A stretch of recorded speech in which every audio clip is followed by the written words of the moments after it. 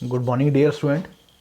मैं सुरेंद्र कुमार भारत आप सब लोगों का स्वागत करता हूं आपके अपने यूट्यूब चैनल पॉलिटी लाइव में। और आज के इस वीडियो में हम डिस्कस करने वाले हैं क्लास 9th के ही एक टॉपिक को, जो कि है लेसन नंबर सेकंड में the broader meanings of democracy. यानी डेमोक्रेसी है उसका जो व्यापक मीनिंग है, जो उसका ब्रॉड मीनिंग है वो क्या है। ठीक है, ए रिप्रेजेंटेटिव को एक बार यहाँ आप छोड़ दें। A democracy is one in which peoples elect their representative to legislature. It means जो डेमोक्रेसी होती है वहाँ लोग by the vote, by their political right, because in democratic countries people having universal adult franchise as well as right to vote, and by the right to vote they elect their representative। वो अपने उम्मीदवार को, अपने representative को चुनते हैं और यही रिप्रेजेंटेटिव लेजिस्लेचर का पार्ट बनते हैं उसके बाद। इट मीन्स वो एक तरीके से वहाँ की जो विधान पालिका होती है उसका हिस्सा बनते हैं। और विधान पालिका जो होती है always make rules in the interest of the people, in the interest of the nation, in the interest of the country. विधान पालिका हमेशा नियम बनाती है, रूल्स बनाती है देश की भलाई के लिए। This representative will form the governments and govern them. यही रिप्रेजेंटेटिव, यही लोग, यही उम्मीदवार जब इलेक्शन जीत जाते हैं तो सरकार बनाते हैं और सरकार को चलाने का काम करते हैं। Suppose if we talk about the India, तो इंडिया में लोकसभा और राज्यसभा के अंदर जितने भी एमपी हैं, member of parliament, all are parts of the legislature. सभी के सभी विधान पालिका के क्या हैं? पार्ट हैं, हिस्सा हैं। And all sit together, they discuss on the bills, on the proposal and make laws, make rules for the interest of the country, for the interest of the nation, for the welfare of the people। तो now we talk about the why democracy, कि democracy ही क्यों। It means in the favor of the democracy some argument is there। अगर आपसे पूछा जाए कि democracy ही अच्छी सरकार क्यों है, तो आपके क्या क्या आर्ग्यूमेंट हो सकते हैं, या आप अपनी बात को जब रखेंगे तो उसके लिए कौन कौन से प्रूफ देंगे एक तरीके से। तो यहाँ कुछ प्रूफ की बात करेंगे। Argument in support of democracy means कि अगर डेमोक्रेसी की बात करें, उसके पक्ष की बात करें कि हम तो डेमोक्रेसी के पक्ष में हैं, किसी और गवर्नमेंट के पक्ष में नहीं है, तो क्या क्या हमारे आर्ग्यूमेंट होंगे। The very first is it is more accountable form of government. कि डेमोक्रेटिक जो गवर्नमेंट होती है वो एक ऐसी गवर्नमेंट होती है जो ज़्यादा अकाउंटेबल होती है, ज़्यादा रिस्पॉन्सिबल होती है, ज़्यादा उत्तरदायी होती है। उत्तरदायी मीन्स कि अगर सरकार कोई भी काम करती है तो जो भी वो काम करेगी, अगर उसमें कोई मिस्टेक होती है, कुछ भी उसके रिगार्डिंग होता है, तो government always answerable to the parliament and to the people. हम हमारे मंत्रियों से पार्लियामेंट में क्वेश्चनिंग कर सकते हैं, मीडिया उनकी क्रिटिसिज्म कर सकता है। इवन तक कि in India we are free to criticise the policies of the government if policy is not effective. अगर सरकार की योजनाएं ठीक नहीं है तो इंडिया में हम क्या कर सकते हैं? उनके क्रिटिसाइज, उनका क्रिटिसिज्म, उनकी आलोचना कर सकते हैं। और ऐसा हर किसी डेमोक्रेटिक नेशन में होता है। तो it means government is more accountable in democratic nation। Second one, it improve the quality of decision making। it means democratic countries के अंदर अगर सरकार कोई भी प्लानिंग, कोई भी पॉलिसी इंट्रोड्यूस करती है तो उससे पहले debate is there, discussion is there. और जब डिबेट डिस्कशन किया जाता है among in the representative, among in the Lok Sabha and Rajya Sabha, among in the organs of the government, among in the levels of the government, तो जो डिसीजन होता है वो अच्छी क्वालिटी का होता है। कोई चांस ही नहीं होता कि वो डिसीजन गलत हो जाए। ठीक है। और सपोज अगर डिसीजन गलत हो भी गया तो उस डिसीजन को विड्रॉ किया जाता है, उसमें अमेंडमेंट किए जाते हैं, उसमें चेंजेस किए जाते हैं। कहाँ? जहाँ डेमोक्रेटिक गवर्नमेंट होती है, जहाँ डेमोक्रेसी की सरकार होती है। It provide a method to deal with difference and conflict. It means कि डेमोक्रेसी के अंदर जैसी नेचर की कॉन्फ्लिक्ट होगी, जैसा टेंशन होगा, उसी के बेस पे उसके साथ ट्रीटमेंट किया जाता है, उसी के बेस पे प्लानिंग बनाई जाती है कि प्रॉब्लम्स क्या है और उस प्रॉब्लम को किस तरीके से डील किया जा सकता है, किस तरीके से प्रॉब्लम को सॉर्ट आउट किया जा सकता है। It means 3 methods are there. First one is by the talk, by the discussion. पहली बार क्या होगा, जो भी प्रॉब्लम्स होगी उसके रिगार्डिंग बातचीत करके कोशिश की जाएगी कि समस्या का हल कर लिया जाए। Suppose conflict between India and Pakistan, suppose conflict between India and China, India and Bangladesh, तो पहले बातचीत का जो रास्ता है उसको प्रेफरेंस दी जाती है। Second one is MOU, memorandum of outstanding या अंडरस्टैंडिंग, और द एग्रीमेंट। दूसरी चीज़ होती है कि कंट्रीज़ के बीच एग्रीमेंट साइन करवाए जाएं। दोनों कंट्रीज़ के लीडर हैं वो एग्रीमेंट साइन करते हैं, बट अगर एग्रीमेंट भी फेल होता है देन फिर लास्ट में हमारे पास कोई और ऑप्शन नहीं बचता। देन जो कॉन्फ्लिक्ट है उसे by the help of the army sort out किया जाता है। बट पहले जो दूसरे जो मेथड्स हैं उनको अप्लाई किया जाता है। डायरेक्ट वॉर या कॉन्फ्लिक्ट के अंदर आर्मी को एंगेज नहीं किया जाता। Next one is it's allow us to correct its own mistake. It means in a democratic nation by the government mistake is there, तो उस मिस्टेक को करेक्ट करने के लिए पॉलिसी को विड्रॉ तक कर लिया जाता है। सपोज सरकार ने इंडिया में डीमोनेटाइजेशन किया, नोटबंदी की, और लोगों ने क्रिटिसाइज करना शुरू किया कि ये ठीक नहीं है, तो गवर्नमेंट ने क्या किया, पॉलिसी में चेंज किए। बैंकिंग सेक्टर था उसके वर्किंग आवर्स बढ़ा दिए, इवन तक कि संडे को भी बैंक ओपन रहे। ATM मशीनें थी उनकी फ्रिक्वेंसी को बढ़ा दिया गया, उनकी नंबरिंग को बढ़ा दिया गया। पहले पर डे 2000 रुपीज़ बैंक से हम विड्रॉ कर सकते थे, बट हुआ क्या, कुछ टाइम के बाद में सरकार को लगा कि उन्होंने गलती की है, तो वो अपनी गलती सुधारने के लिए उन्होंने क्या किया, जो ट्रांजैक्शन टाइम था उसको ज़्यादा कर दिया, या फिर जो पैसा निकाल सकते हैं उसकी जो नंबरिंग है वो ज़्यादा कर दी। It is better than other forms of government.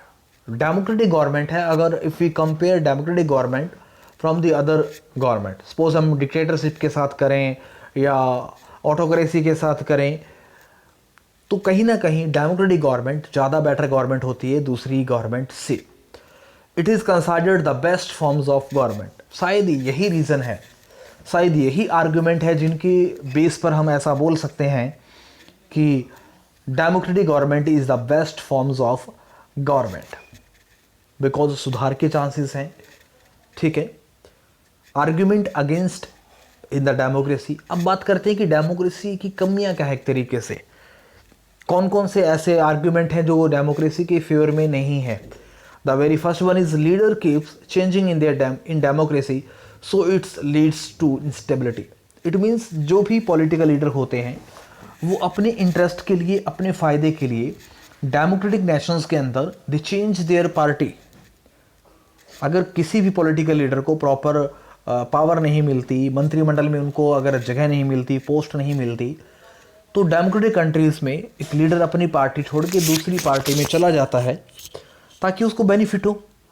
और शायद यही रीज़न है कि in democratic government the government is not stable. Instability रहती है हमेशा, सरकार गिरने के चांसेस रहते हैं हमेशा, बिकॉज बहुत बार कॉलिजन गवर्नमेंट होती है, गठबंधन की गवर्नमेंट होती है, बहुत सारी पार्टियां मिलकर क्या करती हैं, सरकार बनाती है। It based on electoral competitions, it's leads to corruption. It means democratic जो कंट्रीज होते हैं वहाँ इलेक्टोरल कंपटीशन चलता रहता है। इट मीन्स 5 साल, इस साल किसी की गवर्नमेंट है तो अगले 5 साल के बाद में किसी और की गवर्नमेंट। सो करप्शन बहुत ज़्यादा होता है। सबसे पहले जो पॉलिटिकल लीडर्स होते हैं वो अपने नियर एंड डियर्स होते हैं, उनकी जॉब सेट करते हैं, उनके लिए पैसा जो है वो अरेंज करते हैं, उनको फैसिलिटी प्रोवाइड करते हैं। तो इट मीन्स डेमोक्रेटिक गवर्नमेंट में हमेशा करप्शन ज़्यादा दिखाई देता है। Ordinary peoples do not know what is good for them, so they are unable to decide what is good and bad. It means ordinary जो people हैं उनके लिए डेमोक्रेसी को अंडरस्टैंड करना, एक साधारण व्यक्ति के लिए, एक कॉमन पर्सन के लिए, एक कॉमन सिटीजन के लिए शायद डेमोक्रेसी को समझ पाना उतना आसान नहीं है। और यही रीज़न है कि वो समझ नहीं पाता कि उसके लिए अच्छा क्या है, उसके लिए बुरा क्या है। इसके अलावा अगर हम और बात करें डेमोक्रेसी की, अगर अगेंस्ट की बात करें तो no scope of morality. It means democratic countries के अंदर कोई मॉरलिटी नहीं होती। इलेक्शन से पहले जितने भी लीडर्स होते हैं आपके घरों में आते हैं, आपके सामने गिड़गिड़ाते हैं कि प्लीज़ इस बार मुझे मौका दीजिए, मैं आप लोगों के लिए काम करूँगा। बट आफ्टर इलेक्शन क्या ऐसा होता है? आई थिंक ऐसा नहीं होता। देन और अगर बात करें तो leads to delay. It means decision जो होते हैं हमेशा they take time in democratic countries, because जो भी डिसीजन होता है उसे in the parliament, in the house of the parliament, Lok Sabha और राज्यसभा पहले डिस्कस किया जाता है, उसका बाद प्रेसिडेंट के साइन के लिए भेजा जाता है, देन जो डिसीजन होता है उसे इम्प्लीमेंट किया जाता है। बट तब तक बहुत देर हो चुकी होती है, तब तक बहुत खराबी हो चुकी होती है। तो कहीं ना कहीं डेमोक्रेसी के अंदर कमियां भी है। अगर उन्हें इम्प्रूव कर लिया जाए तो हम कह सकते हैं कि democracy is best government. Now broader meaning of democracy की अगर बात करें तो two type of democracy is there. One is direct democracy, in Hindi it is known as प्रत्यक्ष लोकतंत्र, in which all the citizens of the countries assemble in a place and directly take part in decision making.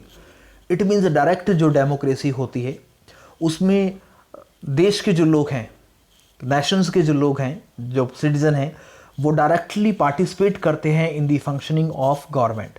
सरकार के कार्यों में भाग लेने के लिए एक प्लेस पे इकट्ठे होते हैं। They cast their opinion, they cast their vote, they cast their values. ठीक है, तो ऐसा दुनिया के कुछ ही देशों में है। Suppose if we talk about the Switzerland, Switzerland के भी 16 जो कंट हैं वहाँ ऐसा है, वहाँ प्रत्यक्ष लोकतंत्र है। Next one is indirect democracy और representative democracy.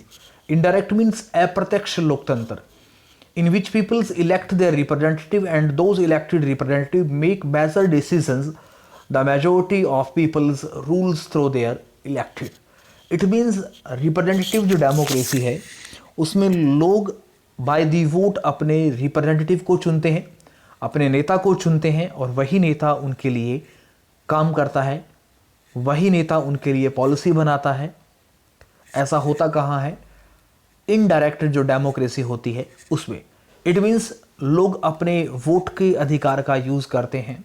People use their political right to vote. By the process of election they elect their representative and representative make government, run government and make policy for them. Next देखिए, why is representative democracy becomes necessary in the present day.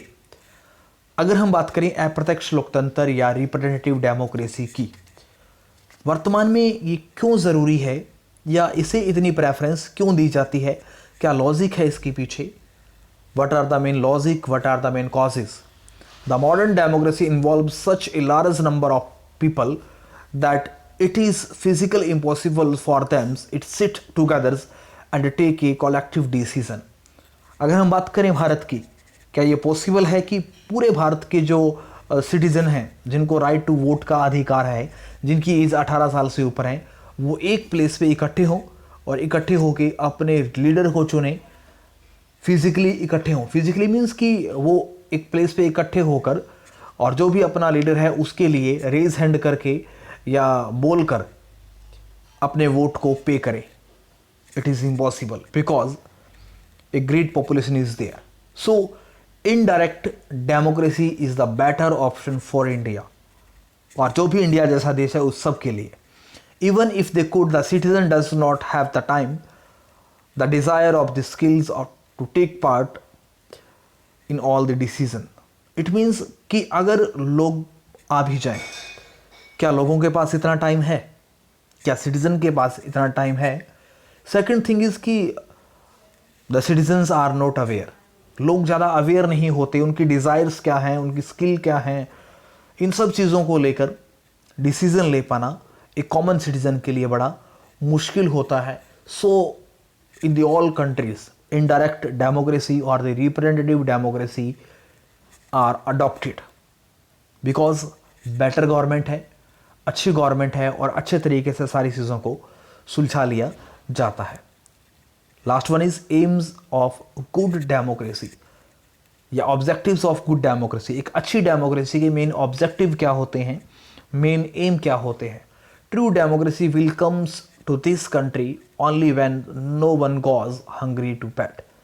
Democracy जहाँ होती है वहाँ सबसे पहले democratic country का एक ही object होता है, that is the basic needs of the government, the basic needs of the people. ठीक है, सरकार की जो ज़रूरतें हैं वो पूरी हो, जो बेसिक हैं, जो बहुत ज़रूरी हैं, और उसी तरीके से जो वहाँ के सिटीज़न हैं उनकी जो बेसिक नीड है, रोटी कपड़ा और मकान, वो बाय द गवर्नमेंट फुलफिल की जाए। In a democracy every citizen must to be able to play equal role in decision making. Democracy के अंदर हर एक व्यक्ति एक की रोल प्ले करे, की रोल पे करे गवर्नमेंट की डिसीजन मेकिंग पॉलिसी के अंदर। सपोज सरकार अगर गलत काम करती है तो ये person should criticise the policies of the government, policies of the proper political party. But अगर सरकार अच्छे काम करती है तो we should praise. For this don't need just the equal right to vote, every citizen needs to have equal information, basic education, equal resources and a lot of commitment.